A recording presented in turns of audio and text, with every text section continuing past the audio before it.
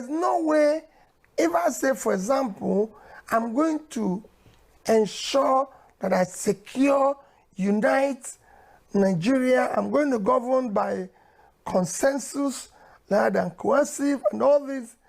It's for you to check the past and say, this man who is saying this, he's passed through some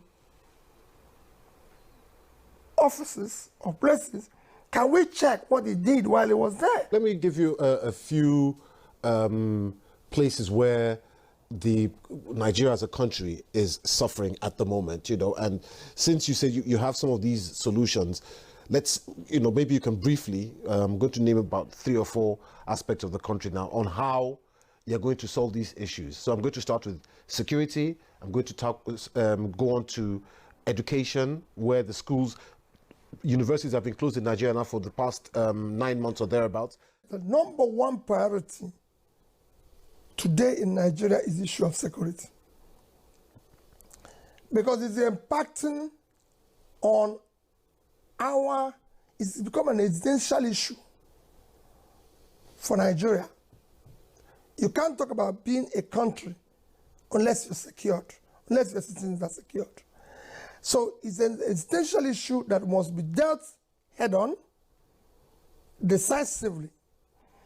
It's also something that if you deal with today, you can deal with your inflation, because the worst part of inflation we're experiencing today is food inflation. So if you secure the country, your farmers will go back, they will produce more, and the food inflation will come down. But how would you solve it? How would you solve this problem? I said it without giving you fine details. We have to immediately review and restructure the entire security architecture. Make it responsive and responsible. Responsive is that they will deal with issues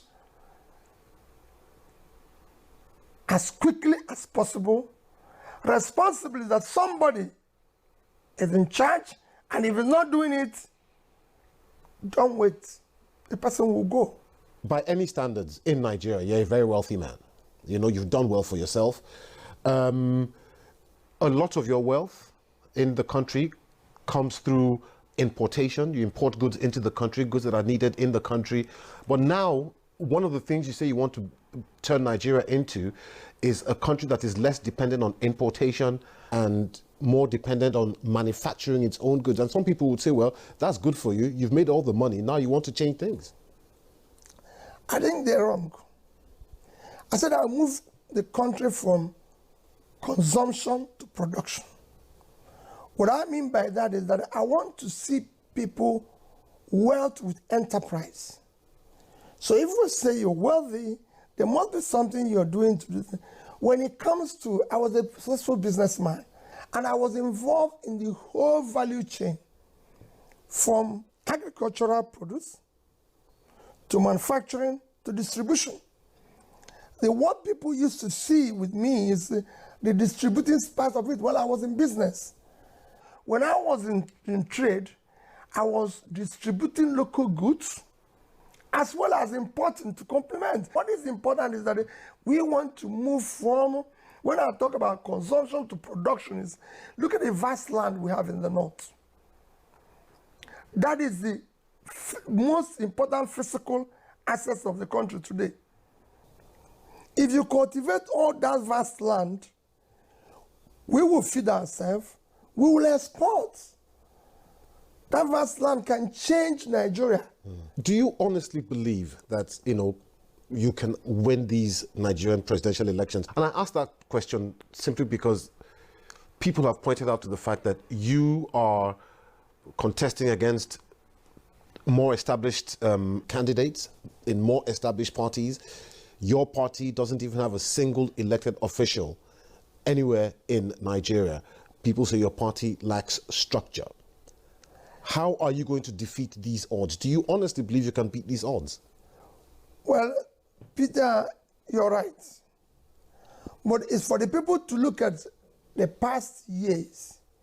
What brought us to where we are today is cumulative effect of leadership failure over the years by the same people who are elected by the same people who are in office today.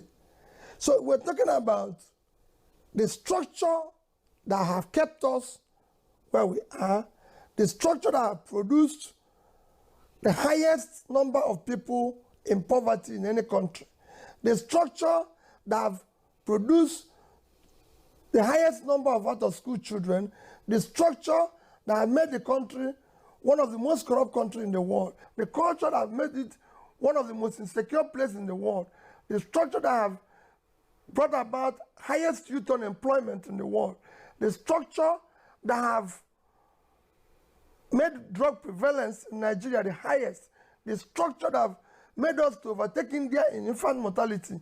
That's why the fact there are 1.4 billion. So I can go on and tell you about what this structure is all about.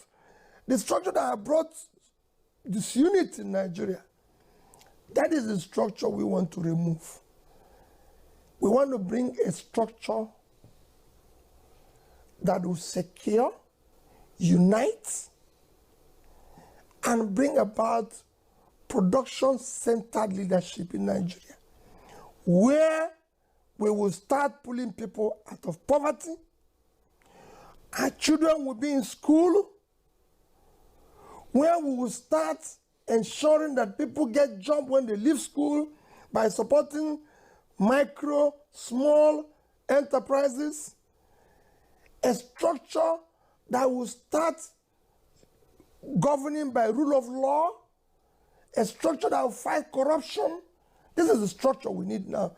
So I believe that the people know what I'm fighting for. Where do we want to be in the world of today?